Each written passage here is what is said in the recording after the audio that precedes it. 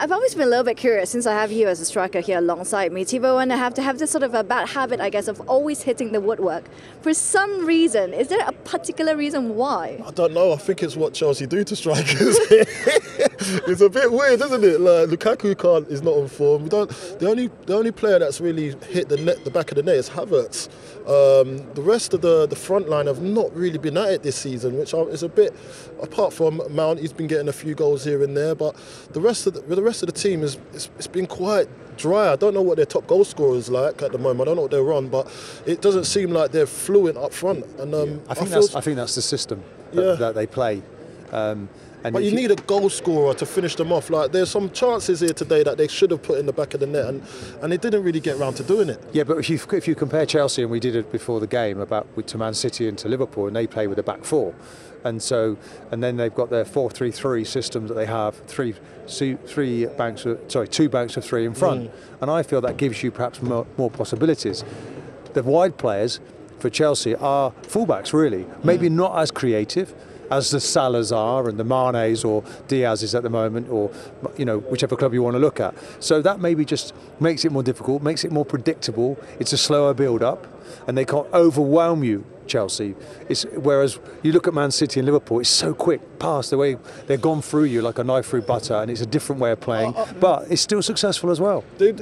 When they were sitting in the two banks of four, Arsenal, Chelsea wasn't moving the ball from side to side enough just to try and open up something, and the movement up front wasn't enough. It was only when Havertz came on, he was finding those little pockets, and they need to do more of that, Chelsea. If you're gonna go up against a team that's defending for their lives like that, you need more movement from your front players, plus you've got to move the ball from side to side more quicker and effective, because the spaces open up on the flanks, but they wasn't getting in behind today, and that was a big problem for Chelsea.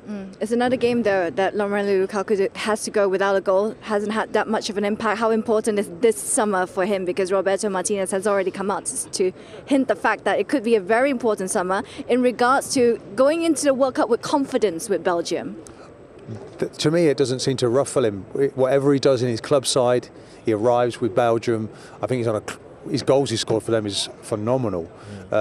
So that's not a problem. He works with Thierry Henry quite closely.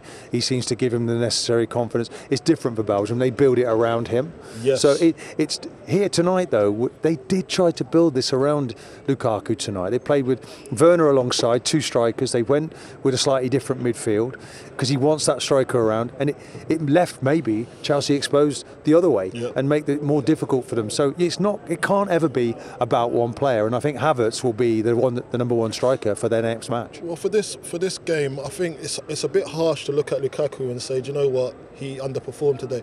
Like, when you get a situation like this, when the whole team has actually changed for your style, it puts you under immense pressure for one, and then it takes more than just one game to get it right. The team has to be training like this to build around Lukaku for him to get goals.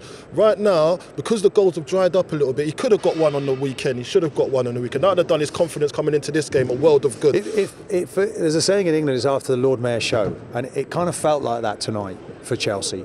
And a lot of those guys playing would have felt, we didn't play in the big one at the weekend, and tonight they're having to play in this, which was so cool. It was a game for Arsenal. It was kind of an Arsenal Cup final, but it wasn't Chelsea's. No. And that's Tuchel, though, will be concerned with one or two people. They'd have looked and said, Rudiger's not playing. We've got Thiago's on the bench. Are we really up for this? Sometimes it can send little messages to the players. Yeah. And I think the Chelsea players, as good as they are, found it difficult tonight. Yeah. And with Arsenal scoring as they did. As well. He said it. Yeah. He says, there was no motivation. And when I look at that, I understand what he's saying. There's nothing really to play for. I think they're in third place. It's quite sewn up for them. They're in the cup final. They've done their work. They've done their work. But you got to play with pride, passion, desire, and you could feel your boots. And a team like Arsenal, they can't defend as well as I would have thought they should do, and they could have filled their boots tonight if they'd attacked it right. Carlton, if they were in a race for the title tonight, we'd have seen a totally different Chelsea team. Yes, of course. Yeah. So let's not be too tough on them.